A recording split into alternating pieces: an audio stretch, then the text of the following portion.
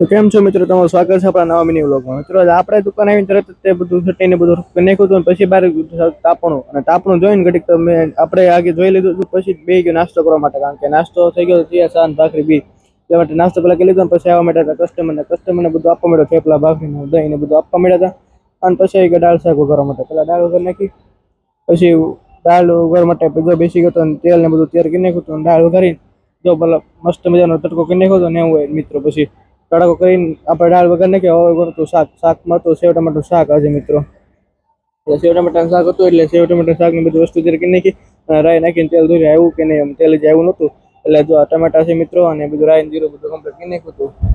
અને બે ગયો આપણે 12:30 કાઉન્ટર બે ગયો હતો, કારણ કે ટાઈમ થઈ ગયો હતો. એટલે કાંદા મરચાં ડીશું બધું કરી નાખ્યું હતું. અને પછી બધા કસ્ટમર એક આવવા મળ્યા હતા ધીમે ધીમે.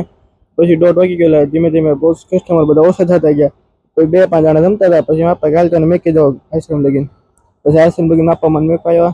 અને પછી આપણે નીકળી ગયા ઘરે જવા માટે. તો મિત્રો રિક્ષામાં બેસીને ઘરે આવવા માંડ્યા હતા. તો પછી સાંજે શાકભાજી લેવા આવી ગયા, કારણ કે કાલે બપોરની તૈયારી કરવી પડે કે ને એટલા માટે.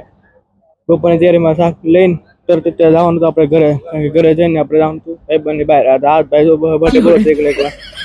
અને પછી છે ને નીકળી ગયા સૂપ પીવા માટે. ચારે ભાઈબંધ ભેગા થઈને ચારે ભાઈબંધ સૂપ પીવા નીકળી ગયા. અને જો આ ભાઈ આને બહુ સરળ લાગતી હતી વિડીયામાં આવવા માટે, એટલે છે ને મેં આને પહેલા લીધો, કારણ કે વિડીયામાં આવવું જ પડે ને બધા આવ્યા વધારે. પછી નીકળી ગયા સૂપ પીવા હાલીને જતા હતા ચારે ભાઈબંધ. અને આવી ગયું મેલડીમાં દર્શન કરીને નીકળી ગયા સૂપ પીવા, કારણ કે પછી પોકી ગયા સૂપ વાળા ભાઈ. આ સૂપમાં ટ્રાય કરતી એટલે મેં કીધું થોડા પાછળ સાઈડ વહી જાય, પછી શાંતિ નિરાતે સૂપ પી લઈએ. જો ભાઈ આ ભાઈ તો સૂપની માટે બોલાવા માંડ્યા હતા સારી. અને પછી સૂપ પીને જવાનું હતું ઘરે, કારણ કે આપણે વહેલા જવાનું હતું 3:30 એટલે વહેલા સૂવું પડે, કારણ કે 3:30 થઈ ગયા એમને વાગી ગયા હતા. એટલે કીધું હાલો ઘરે જાય.